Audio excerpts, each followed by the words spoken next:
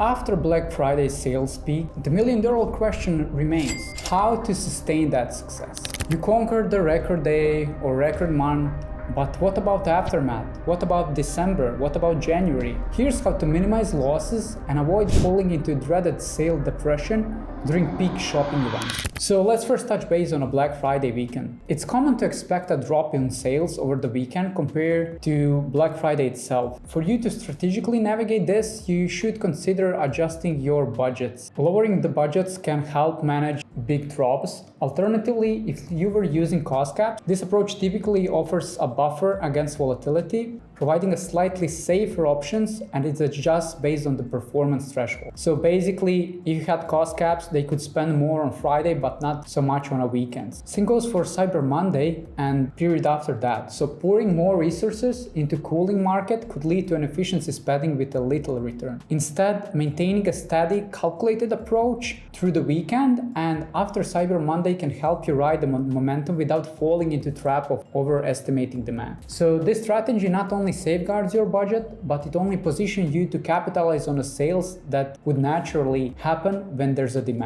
So on a Cyber Monday, anticipate that the sales will peak later in a day due to the people being at work. So this means there will probably be a significant surge in sales during the afternoon and evening hours. It's wise to adjust your decision-making strategies accordingly to again capitalize on this trend. So what does this mean? First of all, resist the temptation to decrease budget on Monday morning, even if the sale appears slow. So historically, evening sales have surpassed those slow mornings, so patience can be rewarding. Basically, you want to maximize your budget at the afternoon and evening hours. Also, don't remember that this Cyber Monday falls in December as opposed to November in the previous year, which might influence consumer behavior and timing, as well as your forecast. If you are thinking that your November was slow, just remember you had a very big day last year that was in November, which was Cyber Monday. So just as during the weekend, avoid relying on Cyber Monday data when you're making decisions on Tuesday or Wednesday. So this data can skew your analysis, leading to inflated perception and potentially misguiding strategy. So basically,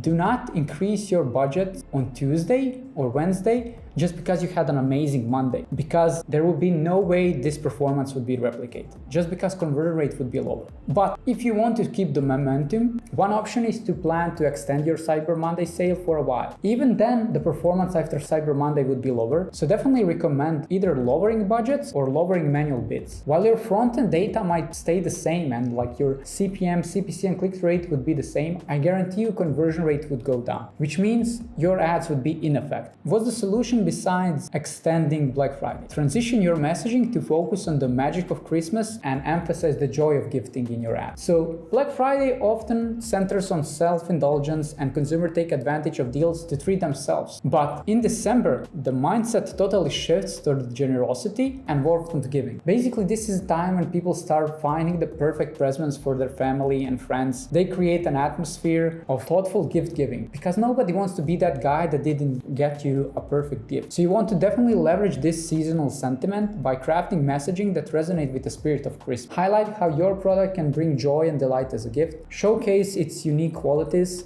and how product can make someone happy. By aligning your marketing strategy with the emotional undertone of the season, you can effectively capture the hearts of holiday shoppers looking for meaningful gifts. Even consider gift guides articles that showcase various items from your product lineup, suggesting which one would make a perfect present for load month. Basically, these ads tend to perform well right up until mid-December or until your last shipping day, whichever comes first. So be transparent about your shipping cutoff day, because the last thing you want is an angry and disappointed customer who did not receive the gift before Christmas. If you have many of those, like, your customer support would be flooded.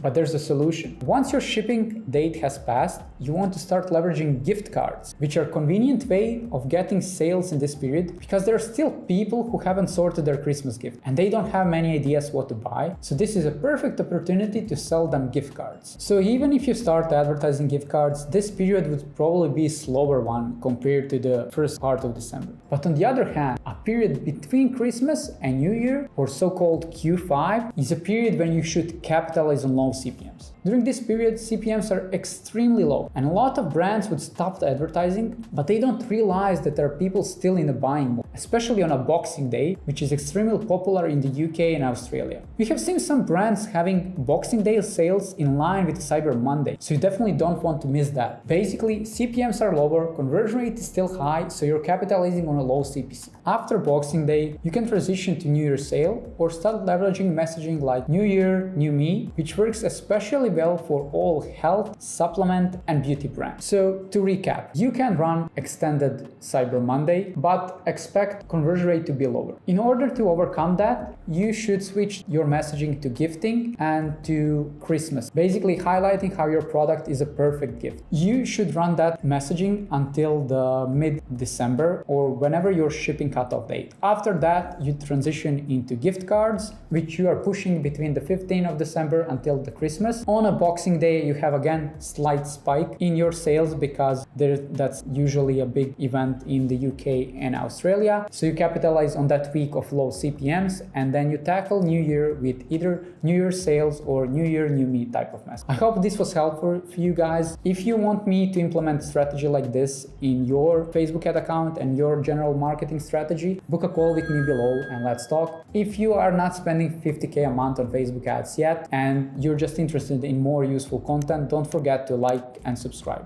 Cheers!